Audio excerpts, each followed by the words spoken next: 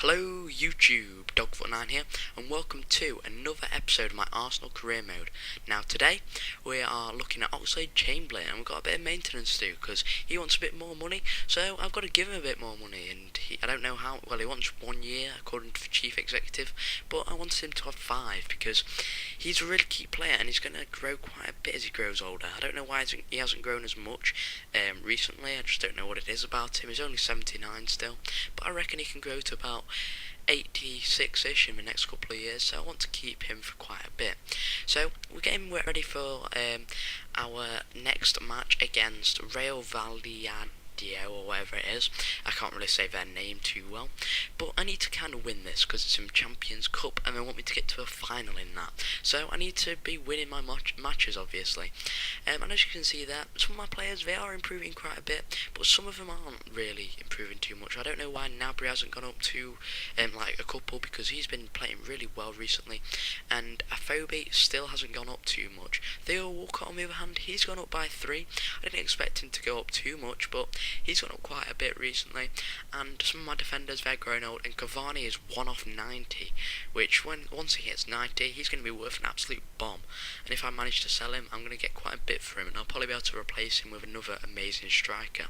And as you can see there, Afobe did go up by 1, I think he's gone up by so far this season, but I think he must have higher potential than that, because he's quite a young player still, and he shows quite a lot of potential with his stats and the way he plays.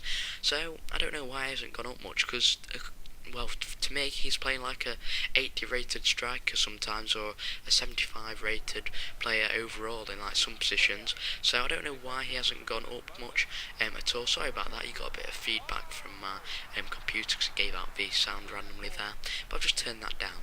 So anyway, carrying on, a nice little corner there from Nabry, gets it straight in, and the keeper somehow puts it into his own goal.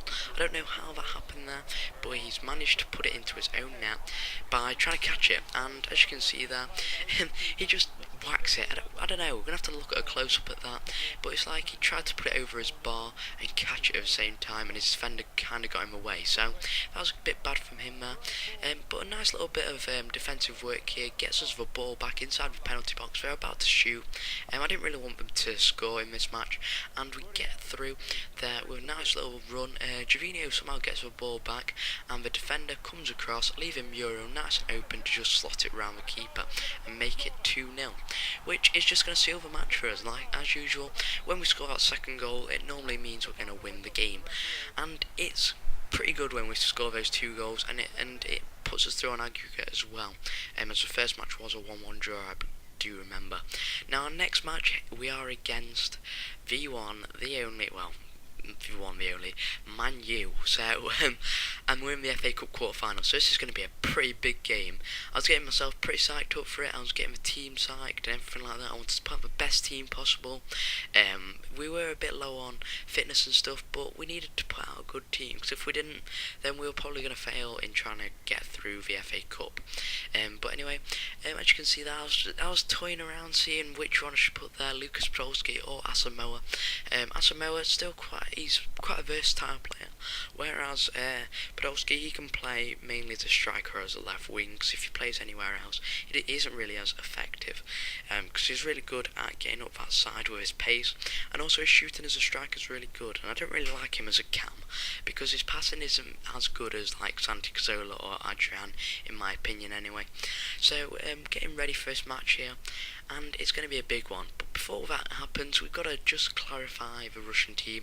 I'm just going to make a couple of changes, put a couple more aggressive players in there, because at the moment we only have midfielders which aren't really too much use to us, as we don't really play a midfield. Well, we do play quite a strong midfield out, but I like to have a couple more strikers so I can play around with to see which one is the best, and that hasn't really been working for us recently for Russia. We've been drawing a couple of our matches, and we drew against Spain when we should have really won, but you know, it is Spain, so they are going to beat us. And I'm just making a couple more changes. Santi Cazorla is still injured, should be coming back soon, but I just wanted to just clarify that the team was the best it could be, and I've got Super Sub Muriel on there ready to come on and score some goals. So getting all psyched up for this game, getting ready, just waiting for this loading screen, getting ready. We selected Arsenal. Arsenal versus Manchester United in the FA Cup quarter-finals. It's going to be big. You guys know it's going to be big. They've got quite a strong team. I think there's going to be loads and loads of goals in this match. And final whistle, 0-0. No, actually, half-time 0-0. But you know what's going to happen. Full-time 0-0. And it was probably the biggest disappointment ever. I was expecting more goals in that match, but there was really no highlights at all. It was practically a battle of the midfield. One midfield got it, the other one would try and get it back, and no one was really pushing to get any shots away. I think we got about 3 corners between us, and probably had about 5 shots on target between us as well. And the majority of those was from like Rooney from outside the box, which were going to be quite easy for a keeper to save. But nevertheless, that did kind of hit our morale a bit because we knew we had to replay, and you know what's going to happen when we have a replay. I'm just going to tell you guys now that we do win the replay, but for some reason we get put out of the FA Cup. I'm going to show you the replay in the next episode, but I'm just saying, has this ever happened to you guys? You've got a replay against someone, but that you win, but you still get knocked out. I don't know what it is about it, but that's a weird bug which has happened to me, and I didn't want to like keep you guys on a knife edge or anything. I just wanted to tell you, because even if I do win, I do win the next match, I still get knocked out. I don't know what it is, but you'll have to see what happens. I do show you guys like the next round of the FA Cup will come and go, and I'll notice that we're not even in it when we should be playing against Liverpool, I think. But anyway, not to dampen our spirits or anything, we do nearly score a goal there, but I don't know what that was all about. We do get a corner. I don't know why we couldn't just put it in the back of the net, but it doesn't matter because a beautiful corner in puts it on Lewandowski's head, and he puts it into the back of the net, and that's brilliant for us. And we just want to carry on with that momentum. But Swansea, unfortunately, get the ball themselves, do a bit of nice skill around my players, and they put the Guzman in through on goal as Fabianski comes out, and that deflection just falls straight to them, nice and easy. But it doesn't matter because Cavani's on the ball, and there's only one thing which is going to happen. Cavani's on the ball, he's going to pass it out wide, and they give him a Gnabry a bit too much space, and they have to slide tackle him to take him down, and it gets us a penalty. And there's only one thing which can happen from the penalty, and that's us going to score with Podolski, the main man, top scorer in the Premier League by quite a big margin at the moment, and he puts it into the back of the net, and that practically seals the game. So if you've enjoyed this video, guys, please leave a like, also subscribe for more FIFA content. If you've got any like suggestions you want for series or any ideas or anything, please leave them in the comment section below as we get through on goal here with Podolski, and a beautiful dribble and a beautiful goal there. So 2 nice goals in this episode, and until next time, guys, remember to like the video, and I'll see you guys later.